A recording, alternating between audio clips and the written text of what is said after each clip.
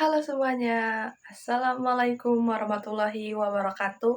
Perkenalkan, nama saya Aulia Santika dari kelas 4B dengan NPM 2475442 dan hari ini saya akan merefleksikan pemahaman saya mengenai bab 6 tentang pelaporan keuangan khusus perkebunan kelapa sawit. Industri ini bukan sekedar bisnis biasa, melainkan sektor agrobisnis yang memiliki kekhasan yang sangat signifikan dalam pelaporan keuangannya. Keunikan ini muncul karena berurusan dengan aset biologis berupa pohon kelapa sawit yang memiliki siklus hidup yang panjang, mulai dari pembibitan, produksi penuh, dan akhirnya peremajaan. Selain itu, proses pengolahan tandan buah segar atau TBS menjadi CPO dan kernel menambah kompleksitas akuntansinya. Mari kita mulai dari laporan laba rugi. Di sini, pendapatan utama perusahaan biasanya berasal dari tiga sumber. Yang pertama ada penjualan Create Palm Oil atau CPO sebagai penyumbang terbesar. Yang kedua, penjualan palm kernel sebagai produk sampingan. Ketiga, penjualan TBS tandan buah segar jika perusahaan memiliki kelebihan produksi atau tidak memiliki pabrik sendiri. Namun, yang paling menarik perhatian saya adalah pos keuntungan atau kerugian dari perubahan nilai wajar aset biologis dan produk agrikultur yang diatur dalam PSAK 241.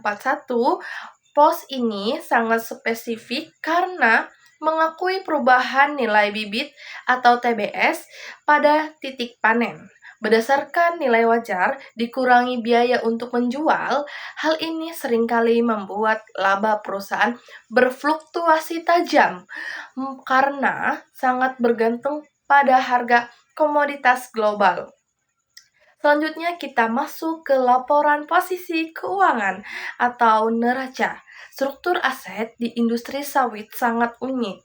Kita mengenal klasifikasi aset biologis yang dibagi menjadi dua tahap penting, yaitu yang pertama, tanaman belum menghasilkan atau TBM. Ini adalah fase pohon dari pembibitan hingga usia sekitar 3 atau 4 tahun. Seluruh biaya menanam, memupuk, hingga depresiasi alat berat yang digunakan dikapitalisasi ke dalam nilai TBM. Ini kapitalisasi baru berhenti ketika tanaman mulai menghasilkan secara komersial. Yang kedua, ya ada tanaman menghasilkan yaitu TM. Setelah melewati fase TBN, pohon dikategorikan sebagai TM dan mulai diamortisasi atau disusutkan sebagai umur ekonomisnya. Biasanya antara 20 hingga 25 tahun. Selain aset biologis, perusahaan juga memiliki aset tetap seperti bangunan pabrik atau PKS, mesin, sterilizer, presser, hingga kendaraan pengangkut TBS. Ada juga klasifikasi properti investasi jika perusahaan memiliki lahan yang disewakan kepada pihak lain untuk mendapatkan pendapatan sewa. Selanjutnya, laporan arus kas. Kita harus jeli melihat pembagian aktivitasnya karena arus kas mencakup penerimaan dari pelanggan serta pembayaran untuk pupuk, gaji karyawan, kebun, dan pajak.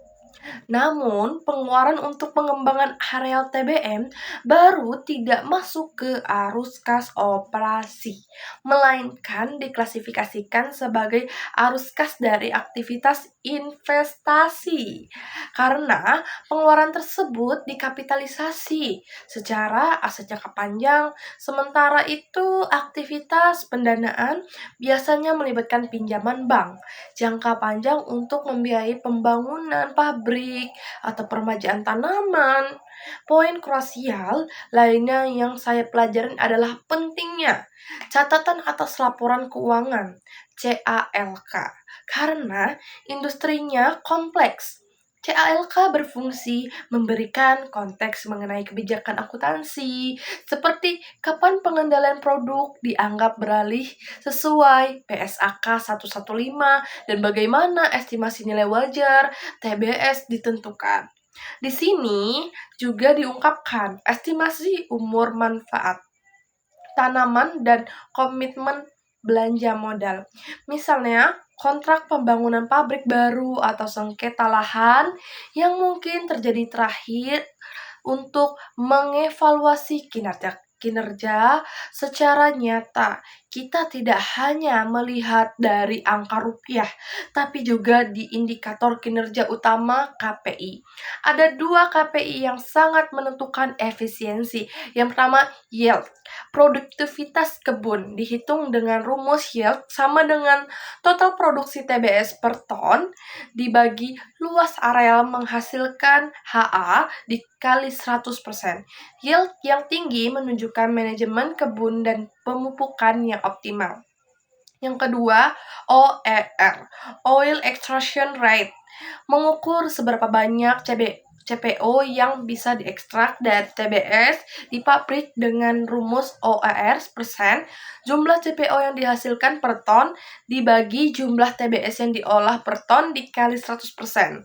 Sebagai penutup refleksi ini, saya menyadari bahwa memahami laporan keuangan kelapa sawit membutuhkan ketelitian dalam melihat keterkaitan antara pertumbuhan biologis, tanaman hingga angka-angka di laporan keuangan.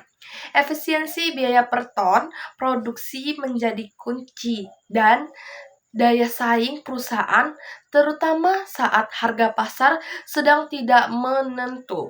Semoga penjelasan ini memberikan gambaran yang jelas mengenai betapa menariknya akuntansi di sektor perkebunan. Terima kasih. Wassalamualaikum warahmatullahi wabarakatuh.